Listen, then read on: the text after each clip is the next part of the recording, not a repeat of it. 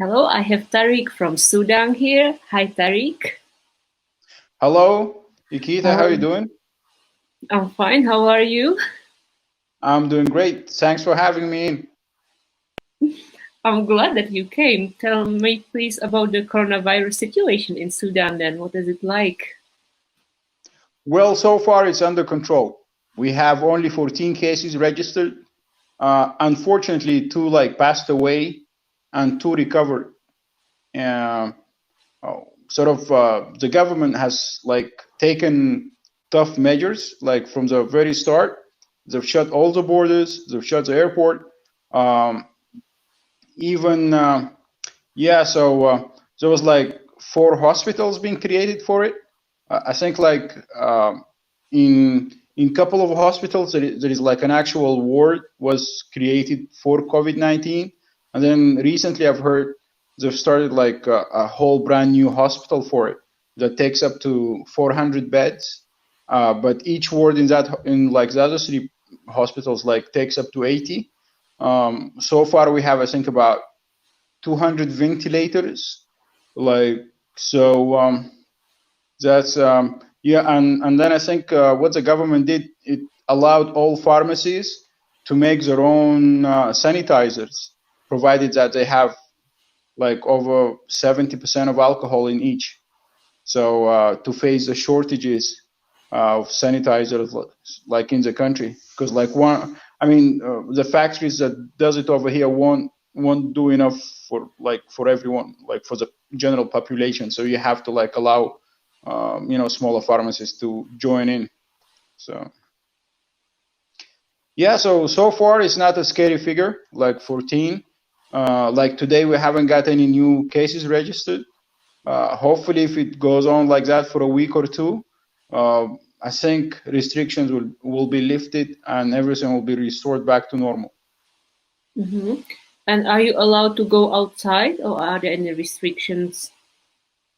Of course, there is like a curfew that starts from 6 p.m. in the evening all the way till 6 a.m. in the morning. So within these hours, you're not allowed to go outside.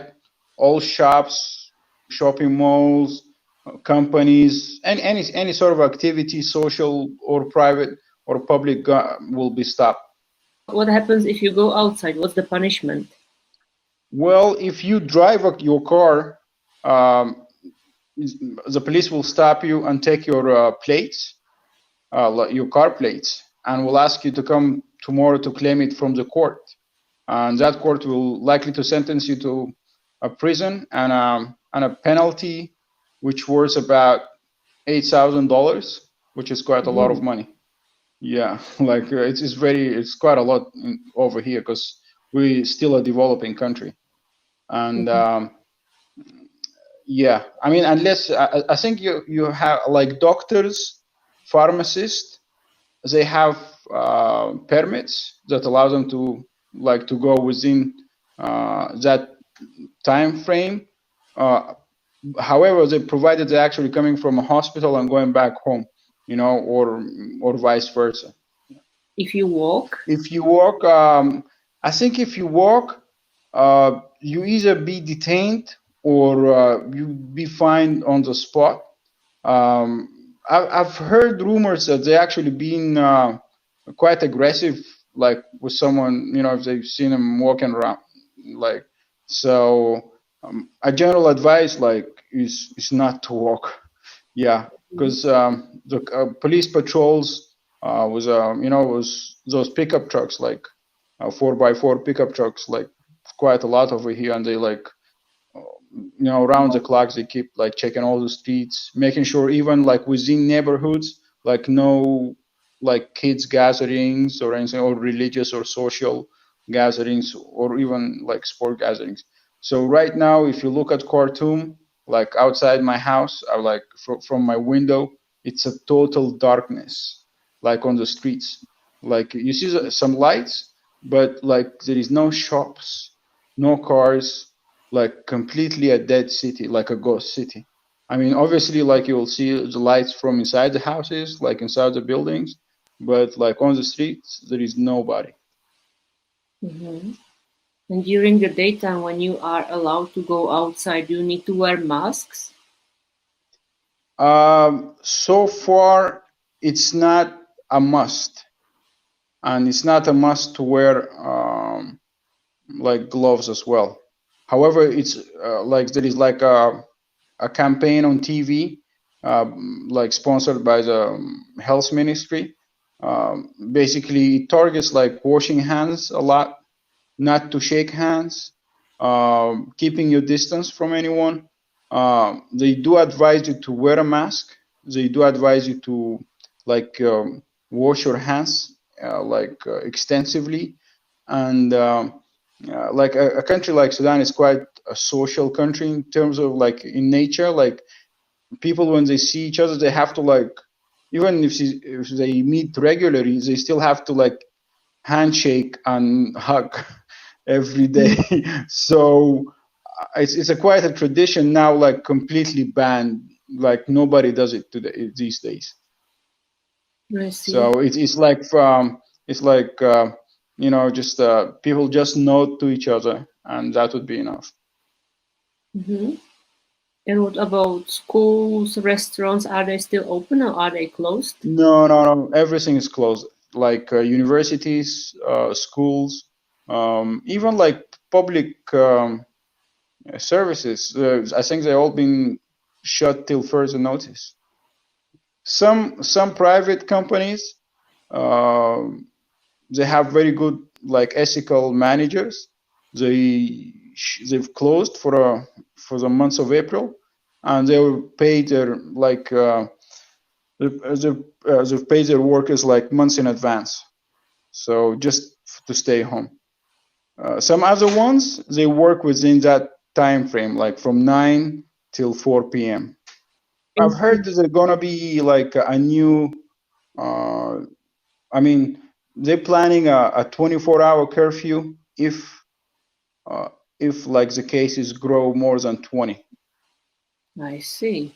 Hmm. Yeah, so far it's at 14, and it's mostly like very connected. Like from one flight from Emirates, it traveled over here, and they've passed it. It was like a chain, like a father passing it to his son, and that son passing it to his wife, etc. So it's all been like chained through. So most of like I think it's 99 of the transmissions was imported, not local transmission from.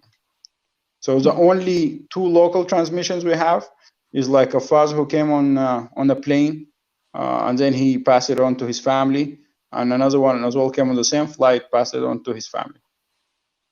Hmm. So is it possible to track people from this flight to see who is possibly infected by the virus? Well, what they've done at the airport, they've taken note of all the addresses of the arrivals. So unfortunately, like apparently about they say about 40% of those who arrived on that plane they've lied on the actual address, and they didn't even provide the correct phone number. So Oh. that would be a worrisome. But the plane arrived like months ago. So if there is actual cases, they would come up and they would have to go to the hospital. And like the good thing about Khartoum, all these hospitals like connected very fast with each other. So they will find out if he has COVID and COVID-19, and they would report it. So Mhm. far, nothing happened. Like I'm not sure if it's a climate as well, because it's very warm over here. It's like over 44 today, like Oh. really warm. Yeah, like and I think now in Italy, the cases are starting to drop as spring approaches. I'm not Mhm. sure if it's because of the warm weather, but hopefully it is. Yeah, it's quite likely. That's Yeah. possible. And within Sudan, can you move between cities or it's also restricted? Because Sudan is divided into states, and Khartoum states, which consist of three big cities. Like you can drive within the three big cities, like However, you cannot travel outside Khartoum state. So the states And are you cannot. closed. So you can travel within your state, but that's it. That's right. Yeah. Even though they had like a coach or buses that run from one state to another, that has been terminated for now. I see. So I guess you can't even go abroad. No, no. If abroad, like out of the country, no, you can't get out of the state. Okay. And I guess also nobody can come in Sudan now. Right now, no. I've heard rumors that a first flight will be at the end of next month. So, sorry, at the end of this month.